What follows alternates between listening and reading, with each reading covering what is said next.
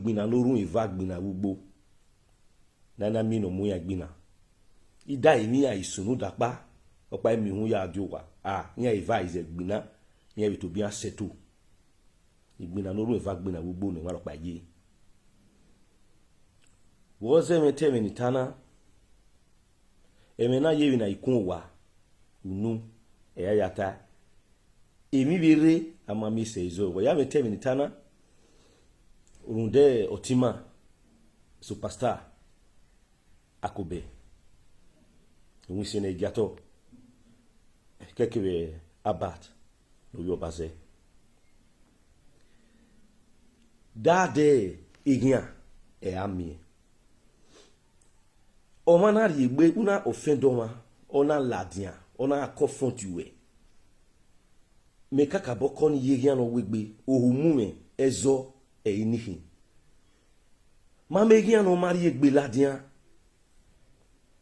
no mari egbe ladian no kokorin yo ma egbe no gwalo ma demi no mari egbe ladian oni o egyan no ri khose utagbona agbudian robo agbe no rowe no rakarawo mame no ladian ni we deri ma kaba ma kai owo gi o mari egbe ma wa ogo ma keke na won eso no wa owo aru webu uwu do an bi ha ya kini egbe he o ma be na bati ye no ri egbe ladian na wa comfort Akobeghian ya ezo e logo na setu imati ma be do ni logo na setu is just understanding nebuti mutual understanding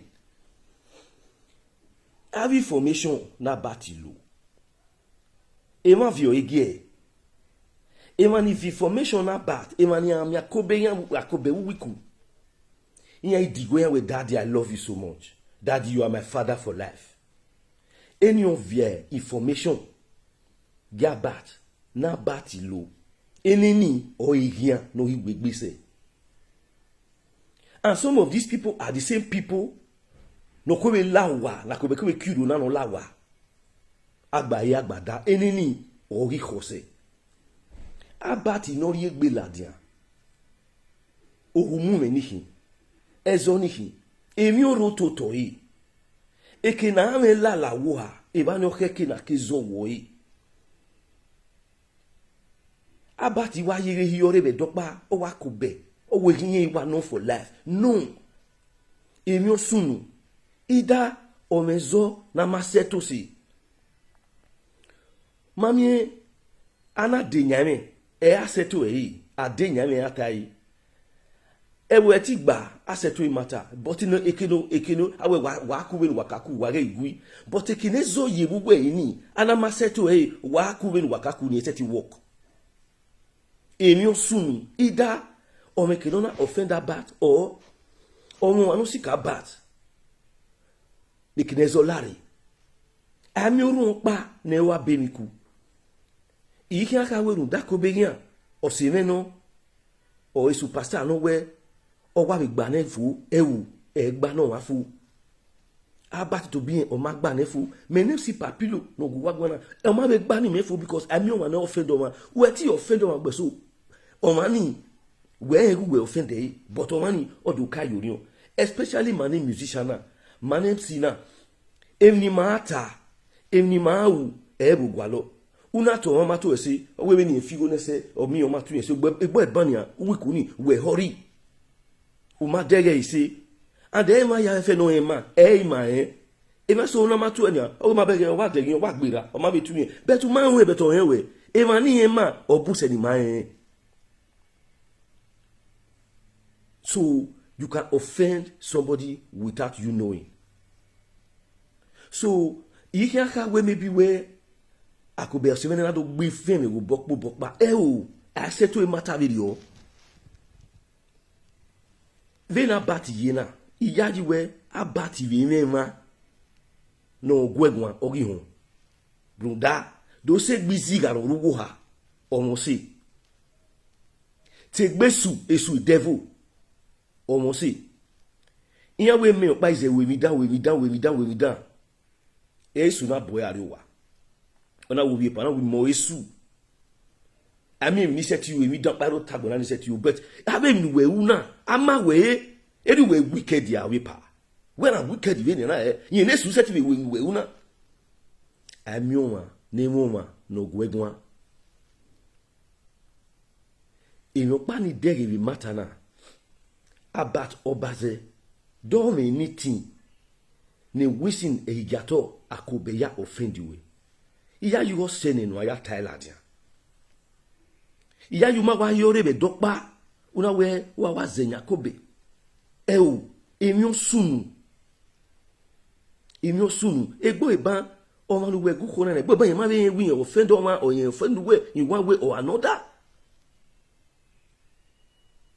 Ibiedo e imahin. Tebite teroyi. And I strongly believe where Okpa a day Warakobe why do I best of friends?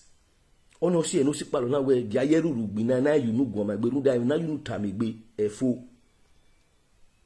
E kon paro ta gbona na gui. E na do let me social media na do la dia no. E gene de agui amigbe o dagbe o aju te body gba gbe dagbe. But social media no do re no se na me we ezodo I go viral. Don't mean anything. Ni superstar ya offend you. Ut egesene no ataladia. Emena jeri na ikon wa. Unu ajata.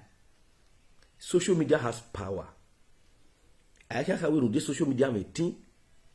No you na me we manive do ya sile gbe koto ni ma ya sopo ni ma ya tin gbe mu. Medo ya si le gbe koto onyo kakabo di mebo kemi no mariri wu bagbon o da o ona ya diakoma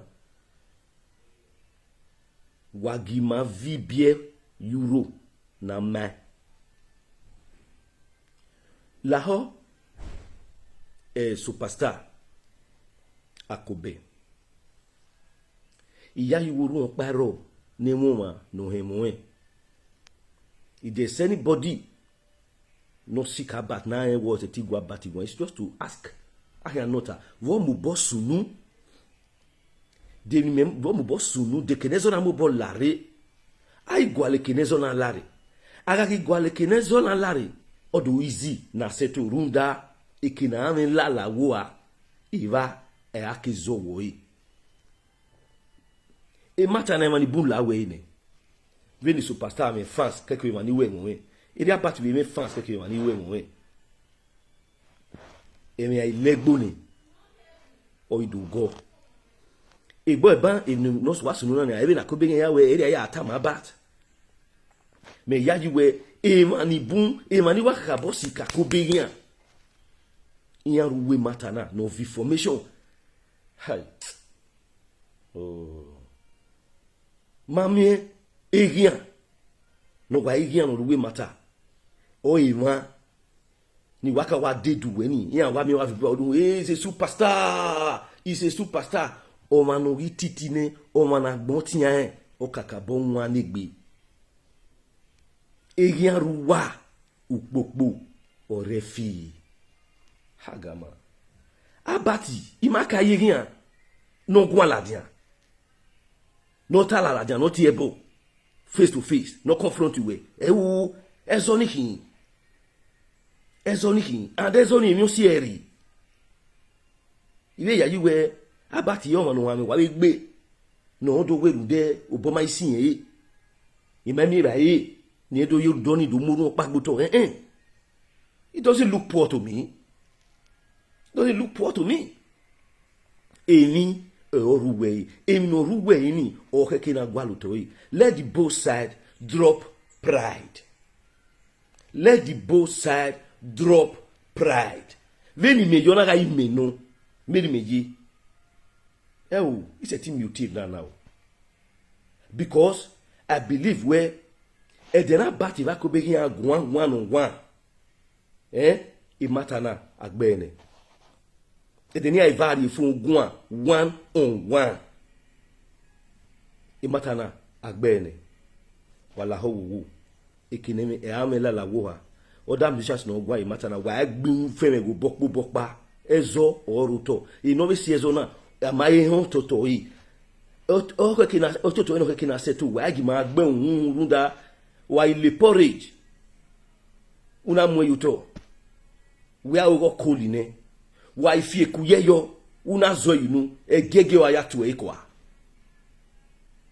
opekere o kolu du fun toto yi o ton emi o toto yi. Let us go to the root of the matter. It will be very, very easy to be settled. Thank you very much. God bless you all.